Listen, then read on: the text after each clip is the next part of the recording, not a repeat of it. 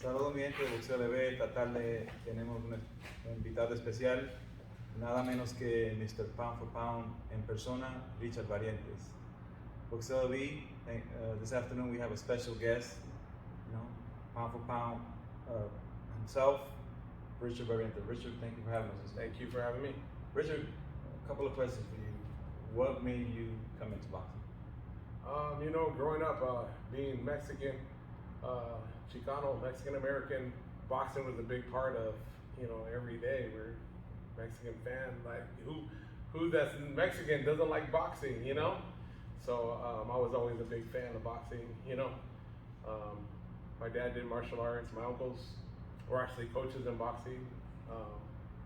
So I never competed, but I always around boxing. I did some sparring and some stuff in the gym when I was younger. So having twin boys, I was like, oh man, And that's the thing, you became one of the great trainers out of Vegas in the amateur scene. And talk about that, your growth with the boys has not only as their dad, but their trainer, and now pros at the stage that they're at. Yeah, you know what? Coming into boxing, I never really thought I was going to train my sons. My boxing was very limited as a kid. Mexican style boxing was just put your head down and throw punches. Throw more punches than the other guy who has the bigger, balls. That's what Mexican style boxing is. But coming into it, I actually ended up training them because I took them to a couple of gyms when they were 7 years old. And there was nobody in Vegas that would take a 7-year-old kid. So I ended up teaming up with a guy here, and we kind of like started training. And he was like, "Hey, why don't we just open up a gym?" And so opening up the gym, first Pound for Pound was like 12 years ago, and we ended up bringing in other coaches. So we ended up with a coach by the name of Kenny Adams, which was an Olympic coach, So at the time he was training maybe like 10 top rank and Golden Boy fighters, So I learned a lot from Kenny as far as like the technical part of boxing, So, the scoring, and he was an all-Army coach, an Olympic coach. So I just soaked up as much knowledge as I could from him, And then I put it together with, the Mexican style boxing that I grew up with, and I think it works, all the guys coming out of my gym, I've been able to balance that, boxer, kind of puncher, style, and it works. It worked well in the amateurs, and now as I'm making the transition into the pros, it's working in the pros, so. And it showed that you were able to improvise those two styles and turn it on when it needed to be technical and turn it on when it needed to be the brawler style, which is something that not a lot of trainers know how to do. Yeah, it's a hard balance because you were talking with the twins about amateur boxing, and amateur boxing just it's really crazy on the judging, so inconsistent. So you got to be able to do a little bit of everything. I learned early in the judging that you gotta have to please all the judges, not just one of them. So you gotta have you gotta be more than just a boxer. You gotta be aggressive. Depending on different parts of the U.S. too. You go to Texas, and they like a lot of brawlers there, and you go to the East Coast, they like a lot of boxing. And then you go to the West Coast, they like a little bit of both. So you just gotta be able to, as a coach, work on that with your team. And that way, when you go to them different locations, you're able to make adjustments, try to win. At the end of the day, you're just trying to win. And that's the thing, prepare for what you may encounter in different cities or different events. Yep, exactly. Which is not an easy adjustment. Yeah, you have a lot of coaches that their excuses why they lost is because their fighter's gonna be a better pro, like, oh yeah, my guy, I train pro style, my guy's gonna be better pro, I mean, when I hear people say that, I think it's doing the kids and and the parents an injustice, because they spend all this money and all this time to come to gyms, and you're taking them to amateur tournaments, and then you want to train like an amateur, you want to compete like an amateur, you want to win. You know, part of boxing is confidence and you know, growth. So, you know, to compete in the amateurs especially, you have to train like an amateur, point like an amateur, so you can win. You know, at the end of the day, that's what you're trying to do, is win. You know. And Rich, talk about your growth with your boys. How proud were you? Obviously, I'm sure. What was the feeling that you took your boys from day one, and to where they're at now, which, you know, that's a lot of work, a lot of years of dedication, and I know personally, no days off. Yeah, I mean, you know, when we first started, it was just like, you know, my sons are skinny, small kids, you know, and I was a fan, and, you know, I never thought we'd be at the place we are now, you know, when I first started. I think maybe, like, you know, I threw them in there, like, I didn't know the politics of boxing. I didn't know, like, win and losing and books and all that stuff, you know. So when we started from, like, you know, maybe trained maybe like 6-7 months, and I just started throwing them in the ring, you know. And you know, as they started to progress, and as I started to learn as an amateur coach, and learn the politics and the system, and, you know, what goes along with not only fighting but winning, you know. So as we started to progress, you know, 12, 13 was really the time where I really thought, you know, these guys went on like maybe a 3-year winning streak. You know, I mean, we did all the tournaments in California and around the nation, and these guys were winning everything. So right when they hit about like 12 years old, I said, you know what? You got something. These guys are special, you know. Yeah. They're not just run-of-the-mill guys that, you know, what they were doing in the ring and what they were doing with, you know, I've been across the ring with a lot of great coaches on the other side, you know, like all the big names. We fought all the kids coming out of every single gym, you know, around the nation, and these guys were winning, you know. So at that time I was like, you know what, we're gonna dedicate a lot of time and money and effort to get these guys to the next level, you know. So watching them progress as fighters and as young adults, and, you know, dealing with not only stuff in the gym but outside the gym, just general life, you know, it's satisfying, you know. And now talk about Santana now.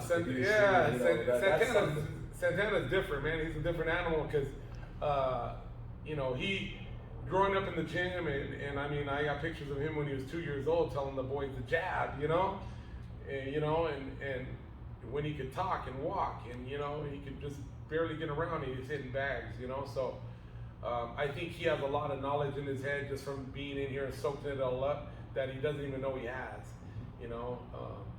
More than probably the boys, because the boys didn't have that. Yeah, the boys learn, and I'm such a better coach now than I was when I was training the boys, you know. So, you know, I think boxing is all about experience. So, you know, as he grows in his amateur career, you know, right now I have a daughter that made the U.S. team, you know, and she was 15, 16, COACH Barrientes, and then I have both my twins, Angel and Chavez. They both made the U.S. team, you know. They got several other amateurs that were super successful. Yeah. I'm only just talking about my kids, you know, and then I have Santana, so I tell Santana he has big feet to, you know, big shoes to follow, you know, because and the Barrientes family. Exactly. Yeah. So, but one thing I learned early when the boys were maybe about 9 or 10. You know, it's hard. I was a hard dad because it's a tough sport. You know, you don't want to lose. You don't want to see them crying. You don't want to see them get hurt. But so early on, when they first started, I used to be really hard on them, you know, and, you know, even spank them when they didn't do good in sparring and stuff, you know, like a lot of kids deal with now, you know. But what I learned was positive reinforcement goes a lot further than the negative stuff, you know. So I think my sons, they learn how to love the sport, you know, and I've trained a lot of kids and young adults and even guys in the pros that don't have a love for the sport. They don't love the sport. they do it because they were good, or because this is all they know, or the dad made them do it. And so now when they get to that age where they're old enough where they can make their own choice, guess what? They're not going to do it. They don't got love easier for you as a dad and coach, because you know they love the sport. You know they're not going to be going through emotions or not wanting to do it. It's not going to feel like a duty. It's going to feel like a pleasure. Yeah, that's something that not everybody does. Yeah, that's the difference between being good and being great. You know, you gotta love what you do in order to be great. You know, and so like even me as a coach, I come to the gym every day. It's not like I'm at work. It's like I love to do this. So you know, keeping an open mind and learning from everyone. You can't be a coach that thinks he knows everything, or there's nothing to learn, or this is my way or no way.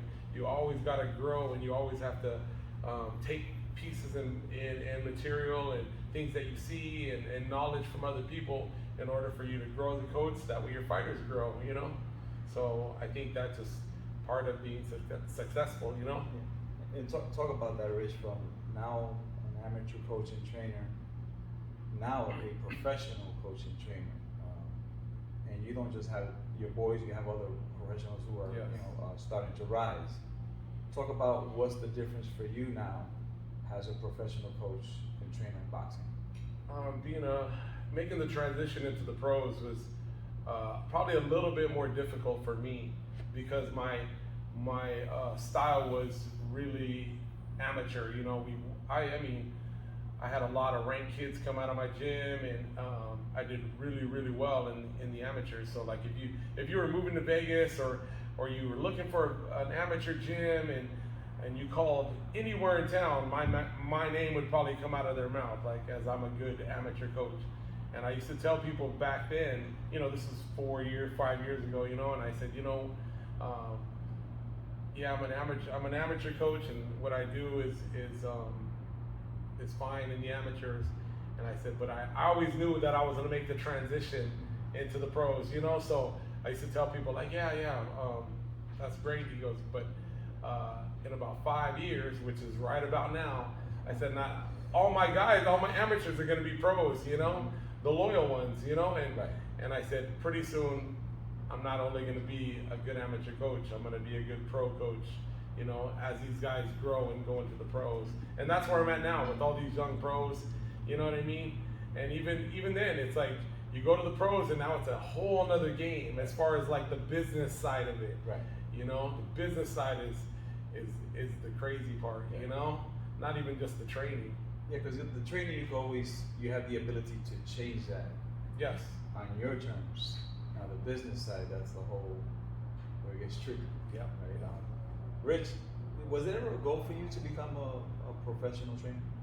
No, it was always just about my boys and moving my boys, and as I started moving them into the pros and stuff, there's a lot of fighters, they had really good, they accomplished a lot in their amateur career. So, promotion companies were always looking at them, from the beginning, 13, 14, we've had managers, sharking around and always keeping their eyes on them, keeping tabs on us, So as they went into the pros, when they made it to that amateur level where they're going into the pros, they already had a road for them.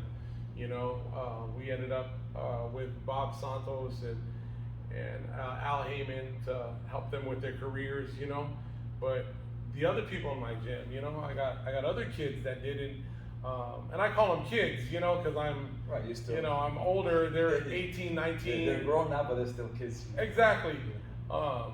They don't have that road, you know what I mean? Because they didn't make the team. They didn't have international fights. They didn't, so that's one of the reasons going into pound for pound promotions. That's the reason why I teamed up with Julian Vigil out of Colorado, and we started pound for pound promotions. So I have a road for my amateur fighters out of my gym, Which is something that we know not everyone does, and perhaps not nobody. No, I mean, it's tough. It's a tough business, we went into the promotion side of things just to move our fighters, right, not to make money. Right. So that's where... Give them a platform. Exactly. I think that's where we're going to be. We're going to be able to succeed with what we're doing is because we're not thinking about how much dollars we can make off you. We're just thinking about like the future, you know, building a future. Yep, giving you a chance. Right. A lot of times in these gyms, a lot of promoters and managers, they get young fighters, they put them, you know, they build them 3-4 fights, and then they throw them to the wolves and they let the cream rise, you know, to the top, you know. And I mean, I want to give them a little bit better chance than that, you know. Sometimes the first 3 or 4 fights, you might have a hiccup, and you know for whatever reason, you know, you didn't look well, or you know you didn't win, or you got a draw, you know. A lot of times, the big promotion companies and the big managers and stuff, they're just looking for the very best. Right. And but it doesn't mean that there isn't other great things out there. Exactly. I mean, you got a lot of guys right now that you know have some losses and you know are on the top of the game right now. You know, older fighters, and you know sometimes just you know give them that little push is going to be way better in the long run. You know, you might miss out on a great fighter. Right. You know, there's a lot of undiscovered gems out there that we don't know. Rich, talk a little bit about your promotions and how did it go in the first event, and what do you see for the future, and is there a next date for your Pound for Pound promotions? Yes, it's doing well. We just had our first event out in Cheyenne, Wyoming. We try to pick the states that were open, you know, so because of COVID. So things are opening up, so we should be off and running. Looking at a couple more dates this summer. Nothing like in stone. We're doing some co-promotions. So we're co-promoting with Sparta out in Colorado. So our next event will be June 26th. So June 26th, I have about 3 guys on that card. Jaden Vigil will be making his debut. Joseph Macedo will be on that card also. And then our last fighter on that card is Blazin. He's out of Hawaii, big up and coming, you know. Yes. Up and coming pro. Yeah. So they're all looking really good, getting ready. We're like 3 weeks out, you know. So I think everything is looking good, you know. Especially that as things open up. I mean, being in the boxing world for so long, I got a lot of contacts. So we're looking to be co-promoting in Texas, in Oregon, in Colorado, and hopefully, you know, we can do some stuff in even Vegas, you know. So hopefully things go right and we can keep moving. Talk about that, Rich, about Vegas. We know you have a lot of amateurs and good amateurs, you know, that compete at a national level still in your gym. You're thinking about also Pound for Pound promotion at the amateur level as well. Yeah, I mean, you know, in the years past, there was always a lot of red tape from keeping people throwing events, and you know, so it was something I never really wanted to do here in Las Vegas. But now that things are changing, and you know, yeah, that would be great to do some amateur stuff here, you know, and get my, because I have Santana, so I'm not out of the amateurs, you know. Right. So everybody look out, we're gonna still be hitting these amateur tournaments too. I got a fresh team of guys, you know, so little guys all the way up to, you know, 18-year-olds. We got a good little amateur team still. Yeah, Rich, it's good to see you, that you're still part of the amateur world, because there's a lot of great memories there. And man, success to you, brother. And I thank appreciate you it. at Pound for Pound. And Rich, any special shout outs or any social media platforms that you want our audience to follow? I'm on Pound for Pound, Boxing BOXN on Instagram, and just thanks for all the support from all our fans, and just keep watching, man. You know, I truly believe my twins, Chavez and Angel, are the future, you know, and I think they have a lot of growth still in the sport, and but we're gonna be around for a long time. You heard it here, Pound for Pound. Yeah, thank you, Richard Barrientes, the Barrientes family. And thank you, Richard, for support Boxeo LB, and for any time open your gym doors. Yes, anytime you guys want to come in, and you guys are always welcome here. Appreciate you guys.